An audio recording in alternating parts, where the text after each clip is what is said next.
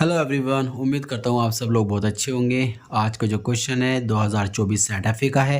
इस टाइप का क्वेश्चन हर साल बोर्ड एग्ज़ाम में आपसे पूछा जाता है। चलिए स्टार्ट करते हैं इस क्वेश्चन को और उम्मीद करते हैं ये क्वेश्चन आपकी समझ में बहुत अच्छी तरीके से आ जाएगा। सबसे पहले आपको जो असमीकाएँ यहाँ दे रखी हैं, आप इन असमीकाओं को समीकरणों में कन्वर्ट कर लीजिए। तो हम लोग स्टार्ट करते हैं। इसमें दी गई असमीकाओं को समीकरणों में लिखने पर या रेखाओं में लिखने पर भी कर सकते हैं, में बदलने पर या बदलने के बाद तो हमारे पास जो बनेगी एक इक्वेशन बनेगी 4x + y = 80 और एक जो असमीका दे रखी थी हमें वो थी x + 5y = 115 और तीसरी थी हमारे पास 3x + 2y = 150। इक्वेशन फर्स्ट बोल देते हैं, सेकंड बोल देते हैं और एक थर्ड बोल देते हैं। ठीक है, इसके बाद हम लोग क्या करेंगे, समीकरण 1 के लिए हम लोग काम करेंगे। समीकरण 1 के लिए तो यहाँ पर हम थोड़ा इस तरीके से करेंगे कि हमें सिर्फ 2 पॉइंट चाहिए होते हैं, ओनली 2 पॉइंट्स। तो उसके लिए हम लोगों ने एक काम किया, एक ए बोल दिया और एक पॉइंट बी बोल दिया। ये x और ये y के लिए हमें सिर्फ समीकरण 1 से 2 पॉइंट चाहिए ओनली। तो हम लोग क्या करते हैं कि एक बार y का मान को हम 0 ले लेंगे। जैसे y का मान को 0 लेंगे तो हमारे पास कितनी कंडीशन आ जाएगी, 4x = 80, यानी कि इसे कट करेंगे तो 20, तो x का मान हो जाएगा 20। एक बार हम लोग इसमें लेंगे x का मान 0, जैसे x का मान 0 लेंगे तो ये तो 0 हो जाएगा, तो y = 80। इस तरीके से एक समीकरण के लिए या क्या तो एक रेखा के लिए आपने एक टेबल तैयार कर ली। ऐसी टेबल आपको समीकरण 2 के लिए भी तैयार करनी है। तो चलिए शुरू करते हैं समीकरण 2 के लिए। समीकरण 2 के लिए हम लोगों ने टेबल के लिए स्ट्रक्चर्स कुछ ऐसा बना लिया। देखिए, सी ले लिया एक और एक डी ले लिया है। अब वही तरीका लगाएंगे कि हम लोग क्या करते हैं, x के मान को 0 करेंगे एक बार y के मान को 0। चलिए, हमने y का मान 0 किया। जैसे मैंने y का मान 0 किया तो 0 बन जाएगा पूरा। x बराबर बचेगा 115, तो x का मान आ जाएगा 115। अब मैंने ना इसमें x का मान 0 ले लिया। जैसे x का मान 0 लिया तो मेरे पास बचेगा 5y = 115। तो इसको कट कर सकते हैं 5 से, 5 दूनी 10 और 5 तिया 15, यानी कि 23। समीकरण 1 समीकरण 2 का तो हमने काम कर लिया है। समीकरण 3 का भी हम लोग करते हैं काम। चलिए, समीकरण 3 के लिए देखते हैं टेबल इसकी किस तरीके से तैयार होती है। इसके लिए भी हमें 2 पॉइंट चाहिए। पॉइंट आप अपनी मर्ज़ी से कैसे भी निकाल सकते हैं। मैं तो x को 0 करता हूँ एक बार y को 0 करता हूँ, ताकि थोड़ी कैलकुलेशन आसान हो जाए, ग्राफ में देखना आसान हो जाए। ऐसी समीकरण 3 में हमने एक बार करा y को 0। जैसे मैंने y को 0 करा तो मेरे को मिलेगा 3x = 150। तो 3 से काटूंगा मैं 150 को, 3 पंजे तो 50 आ जाएगा। अब दूसरी कंडीशन में मैंने जैसे x को 0 किया, तो मेरे पास आ जाएगा 2y = 150। इसको कट करूँगा तो जाएगा 75 टाइम्स, यानी कि y का मान आ जाएगा 75। इस तरीके से मैंने समीकरण 1 समीकरण 2 समीकरण 3 के लिए टेबल तैयार कर ली है। अब मुझे सिर्फ क्या करना है, इसके बाद मुझे डायग्राम तैयार करना है। तो डायग्राम के लिए हम लोग क्या करते हैं, एक स्केल का यूज़ कर लेते हैं ताकि x एक्सिस y एक्सिस को हम जल्दी से बना सकें। तो हम लोगों ने जल्दी से इस तरीके से x एक्सिस y एक्सिस को ड्रॉ कर लिया। ये हमारा मूल बिंदु हो जाएगा, ये x एक्सिस हो गई, ये y एक्सिस हो जाएगी हमारे पास। ठीक है, उसके बाद हम देखते हैं ये जो पॉइंट्स हमारे पास आए हैं x के, वो 20 आया है, 50 आया है और 115, यानी कि बहुत बड़ा नंबर्स आ गया है। तो चाहो तो इसको 10-10 के गैप से भी आप बना सकते हैं, 20-20 के गैप से भी बना सकते हैं। वो गैप आपकी मर्ज़ी के अकॉर्डिंग होगा। मैं जो है 20-20 के गैप से बनाना चाह रहा हूँ। तो एक तो 20 हो जाएगा, एक 20 के बाद 40, 40 के बाद 60, 60 के बाद 20 का गैप करेंगे तो 80, 80 के बाद आ जाएगा 100, 100 के बाद हो जाएगा 120। मेरे को x का मान चाहिए 115 तक, तो मोर देन इनफ, यहाँ तक ही काफ़ी है हमारे लिए 120 तक, आगे निकालना ज़रूरी नहीं है। ऐसे ही हम लोगों को चाहिए y, तो y देख रहे हैं हम लोग, y का रिज़ल्ट यहाँ पर है हमारे पास 80, यहाँ पर 23 आ गया, यहाँ पर 75 आ गया। चाहो तो 10 के गैप से भी बना सकते हो, चाहो तो 15 के गैप से भी बना सकते हो, चाहो तो 20 के गैप से भी बना सकते हो, वो आपकी मर्ज़ी के ऊपर डिपेंड करता है। ठीक है, तो हम लोग क्या करते हैं कि ज़्यादा बड़ा क्वेश्चन, ज़्यादा बड़ा टेबल्स या ज़्यादा बड़े डायग्राम्स ना बने हमारा, तो मैं तो ये सोच रहा हूँ कि 20 का ही गैप मैं ले लेता हूँ। आप चाहो तो 10 का भी ले सकते हो, जितने का चाहो उतने का गैप ले सकते हो। मैंने 20 का ले लिया है तो 20 ही हो जाएगा मेरा, 40 हो जाएगा, यहाँ तक 60 हो जाएगा, यहाँ तक मेरा 80 हो जाएगा, यहाँ तक मेरा 100 हो जाएगा। तो बस काफ़ी है, क्योंकि y का मान तो मैक्सिमम 80 तक जा रहा है, मैंने 100 तक ले रखा है, बस काफ़ी हो गया। इसके बाद जो पॉइंट्स हम लोगों ने ये नहीं फाइंड आउट करे हैं, ये यहाँ पर पुट कर देने हैं। तो हम लोग समीकरण 1 की बात करते हैं पहले। x का मान तो 20, y का मान 0, तो वो मिलेगा आपको ये। ठीक है, तो ये पॉइंट का नाम हम लोग को रखा है ए पॉइंट रख दिया है, चाहे इसको बाद में नाम लिख देंगे या फिर पहले लिख दीजिए ताकि आपको याद रहे। यहाँ पर y का मान 20, यानी b वाला पॉइंट की बात करेंगे तो हम लोग b वाले पॉइंट की अगर हम बात करें तो x का मान तो 0 हो जाएगा, y का मान 20, तो वो हमारा ये पॉइंट बन जाएगा b। तो ऐसा करते हैं, इस इक्वेशन को हम ड्रॉ कर ही देते हैं, इन दोनों पॉइंट्स को हम लोग मिला देंगे। ये हमारी फर्स्ट इक्वेशन हो गई है। हमें याद भी रहे इसलिए इस इक्वेशन में कहीं पर भी आप 1 शो कर सकते हैं। जैसे मान लीजिए मैंने यहाँ पर इसको शो कर दिया 1, ये मेरी पहली इक्वेशन आ चुकी है, पहले समीकरण मेरी हो गई। अब दूसरे समीकरण की हम लोग बात करते हैं। x का मान लेना है 115, तो y का मान 0, यानी कि मुझे मिलेगा यहाँ पर ये 100 हो गया, ये 120 हो गया, इन दोनों के बीच में कहीं 115 होगा, जिसका पॉइंट की वैल्यू है c, तो c उसको लिख देंगे। यहाँ पर एक पॉइंट आ गया। दूसरा पॉइंट है मेरा d वाला, जिसमें x का मान तो है 0 लेकिन y का मान कितना है 23, तो 20 तो ये रहा, तो 23 20 से थोड़ा सा ही ऊपर होगा बस, है ना। तो यहाँ पर उसको पॉइंट को सेलेक्ट कर लेते हैं हम लोग, और ये पॉइंट हमारा बन जाएगा D। तो इस तरीके से हम इन दो पॉइंट को भी ड्रॉ कर देंगे।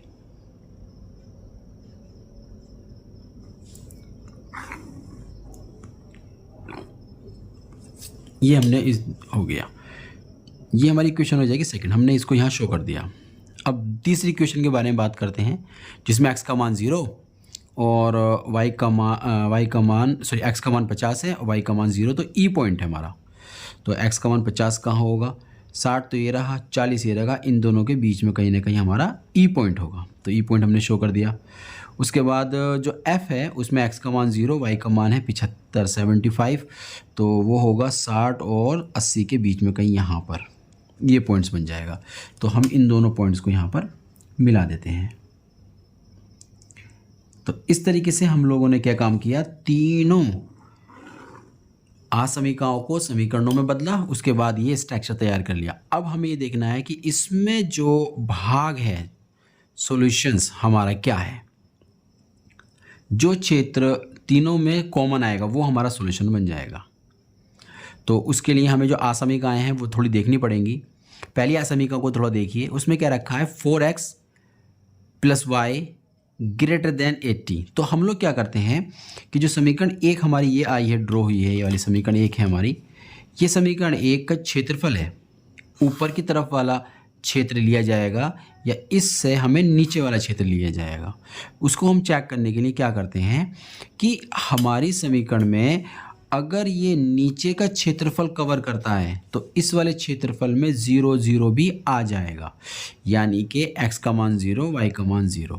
तो हमारी जो असमीका पहली दे रखी है हम लोगों को 4x + y > 80, इससे हम चेक कर लेते हैं। तो हमने x का मान 0 डाला, y का मान 0 डाला, तो ये टर्म हो जाएगा पूरा मेरा 0 0 > 80।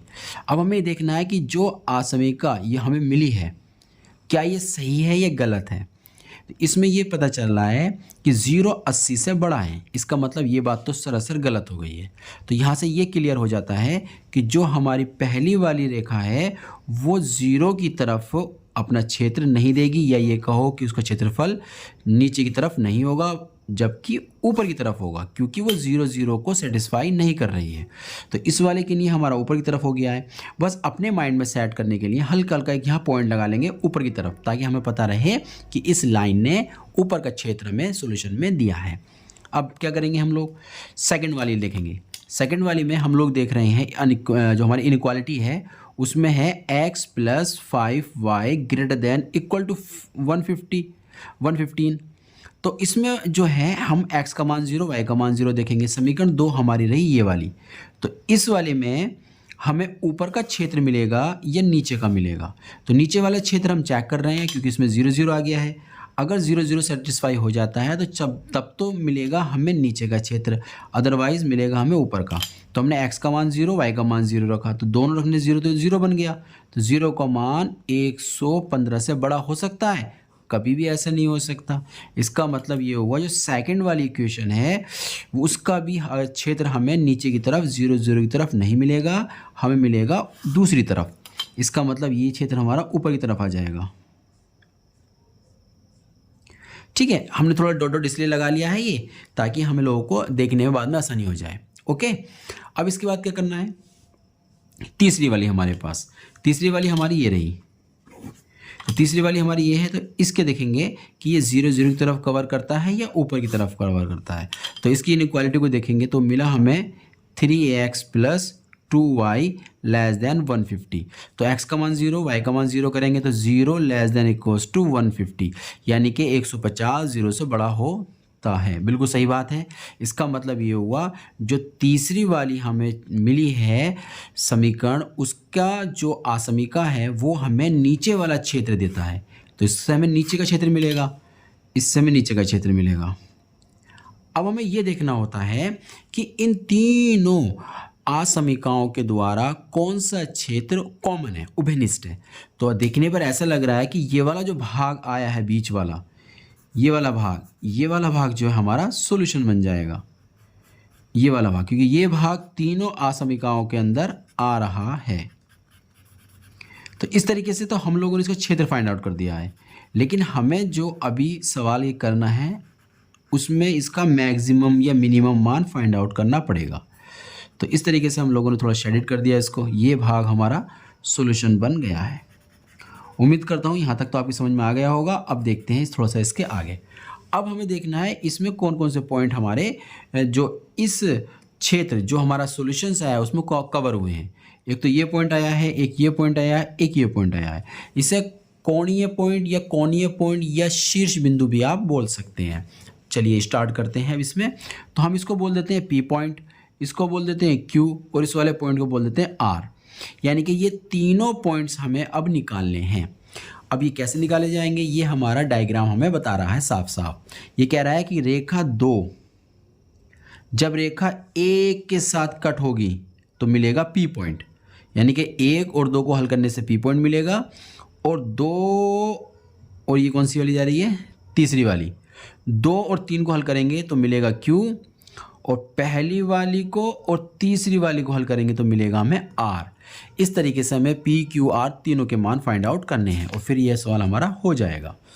चलिए तो अब समीकरण 1 और 2 को हल करते हैं, P पॉइंट मिलेगा। चलिए तो समीकरण 1 समीकरण 2 को हल करते हैं। समीकरण 1 व समीकरण 2, इन दोनों को हैंड टू हैंड हल कर लेते हैं हम लोग। समीकरण 1 हमारी ये रही और समीकरण 2 ये है। तो समीकरण 2 में 4 से मल्टीप्लाई कर लेंगे, x के गुणांक हमारे क्या हो जाएंगे, यहाँ पर बराबर हो जाएंगे। तो पहली समीकरण तो हमारे पास आ जाएगी 4x + y = 80, ये तो 80 आ जाएगी। दूसरे में 4 से मल्टीप्लाई करेंगे तो 4x हो जाएगा ये वाला, तो प्लस जब 5 से मल्टीप्लाई करेंगे 4 की 5 चौक 20, 20y हो जाएगा। और यहाँ 5 से मल्टीप्लाई करेंगे तो 5 चौक 20 और 4 एकम 4, 2 6 हो जाएगा और 4 एकम 4, इतना आ जाएगा। इसमें हम लोग सब्ट्रैक्ट कर लेते, घटा लेते हैं, तो ये तो पूरा कैंसिल हो जाएगा। यहाँ बचेगा माइनस का 19y और यहाँ बचेगा 0 बचेगा और ये बचेगा तुम्हारा कितना 8 और इसमें बचेगा ये तुम्हारा 3, इतना बच जाएगा। तो y बराबर कितना हो जाएगा 19 एकम 19, 19 दूनी 38, माइनस से माइनस कट गया तो 20। y का मान 20 आ गया। तो अब इसे किसी भी अपनी पहली या दूसरी में से किसी एक में पुट कर देंगे। तो पुटिंग कर देते हैं हम, चलो पुटिंग इन 1, पहली वाली में अपनी पुट कर देते हैं, इसमें हम लोग पुट कर रहे हैं। तो हो जाएगा 4x प्लस 20 बराबर 80। तो 4x बराबर हो जाएगा, इधर जाएगा तो ये 20 लेस करेंगे तो 60 हो जाएगा। s इक्वल्स टू 4 एकम 4 और ये 5 15। तो ये पॉइंट्स हमारा एक तो आ गया, बिंदु P बराबर हमारे पास आ चुका है, जिसमें x का मान 15 और y का मान 20। एक पॉइंट तो हमारे पास आ चुका P। ठीक है, अब हमें दूसरा पॉइंट निकालना है। मान लो Q निकालना है हम लोगों को। तो Q समीकरण 2 और ये समीकरण है हमारे पास 3। 2 और 3 को हम लोग हल करेंगे तो हमें मिलेगा Q पॉइंट, और 1 और 3 को हल करेंगे तो हम लोग को मिलेगा R। किसी को भी पहले हल कर सकते हैं, ठीक है। तो हम लोग कर लेते हैं दूसरी वाली को, और ये कौन सी कट हो रही है, तीसरी वाली। 2 और 3 को हम लोग हल कर रहे हैं, ठीक है। चलिए, समीकरण 2 और समीकरण 3 से। समीकरण 2 हमारे पास ये रही और समीकरण 3 ये रही। तो ऐसा करते हैं, इसमें 3 से मल्टीप्लाई करके x के गुणांक को बराबर कर लेते हैं।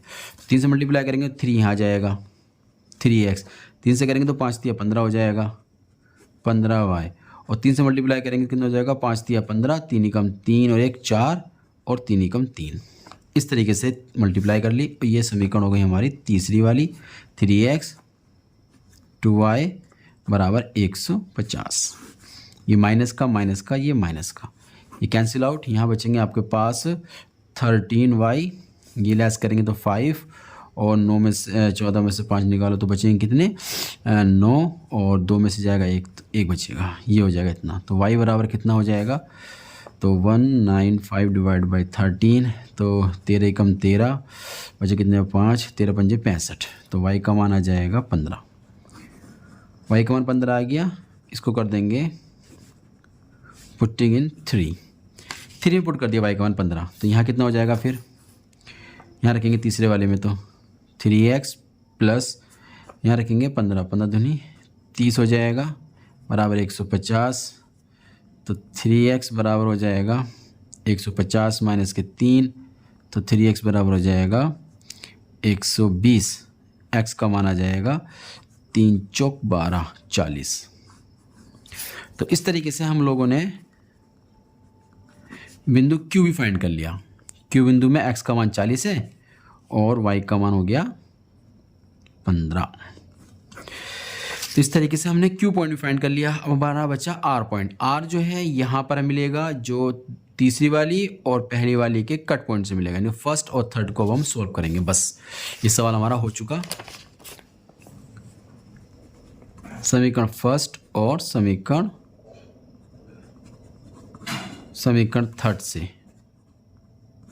तो समीकरण फर्स्ट हमारे पास जो दे रखी है वो ये रही, समीकरण थर्ड ये है। तो यहाँ पे ऐसे करते हैं, y गुणांक बराबर कर लेते हैं, 2 से मल्टीप्लाई कर लेंगे इस वाली इक्वेशन में, ठीक है। तो यहाँ हो जाएगा तुम्हारे पास 4x से 2 से मल्टीप्लाई करेंगे तो 8 बन जाएगा 8x प्लस यहाँ हो जाएगा 2y, यहाँ हो जाएगा 8 दूनी 16, ठीक है। ये तीसरी इक्वेशन ये रही हमारे पास। तीसरी इक्वेशन हमारे पास है 3x प्लस 2y बराबर 150। तो 3x प्लस 2y बराबर 150। अब इसको लेस कर लेंगे तो ये y कट जाएगा, तो मेरा बचेगा 5x और यहाँ बचेगा 10। तो 5 दूनी 2 बार चला गया, x का मान आ गया 2। अब x का मान जब 2 आया, किसी एक में हम पुट कर देंगे, पुटिंग इन 1 में पुट कर देते हैं। तो x का मान 2 यहाँ रखेंगे हम लोग 2, तो ये हो जाएगा 8। तो यहाँ से मिलेगा हम लोगों को 8 प्लस y बराबर 80, यानी कि y बराबर 8, 80 में से 8 निकालेंगे तो बचेगा 72। तो पॉइंट्स मेरे पास आ गया है। अब दोस्तों Q भी आ गया, R पॉइंट R बराबर x का मान हो गया 2, y का मान हो गया 72।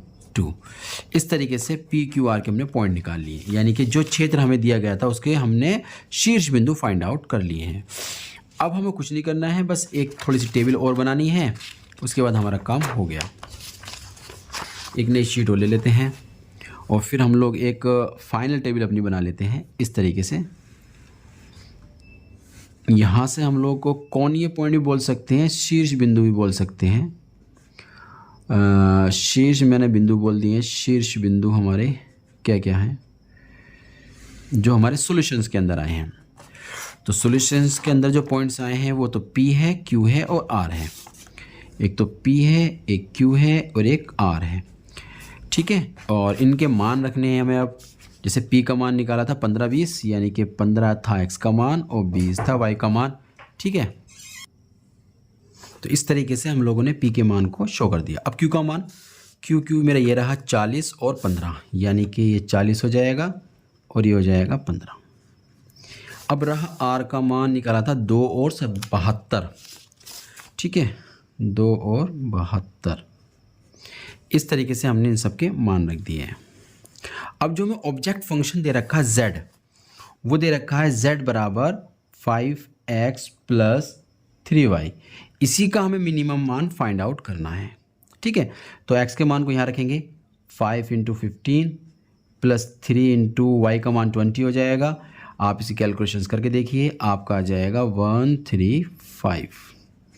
दूसरा x का मान रखेंगे 40, तो 5 × 40 + 3 × 15, कैलकुलेशन करके देखिए, इसका मान आ जाएगा 245।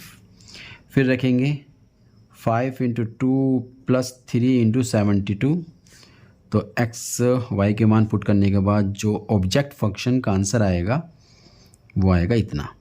अब इन सब में हमें कह रहा है मिनिमम कौन सा होगा, तो हमारा मिनिमम तो ये रहा,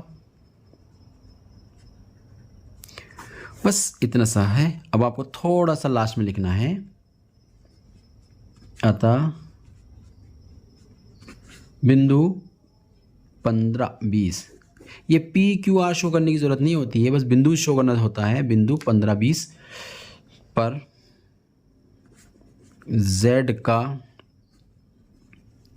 न्यूनतम मान 115 है।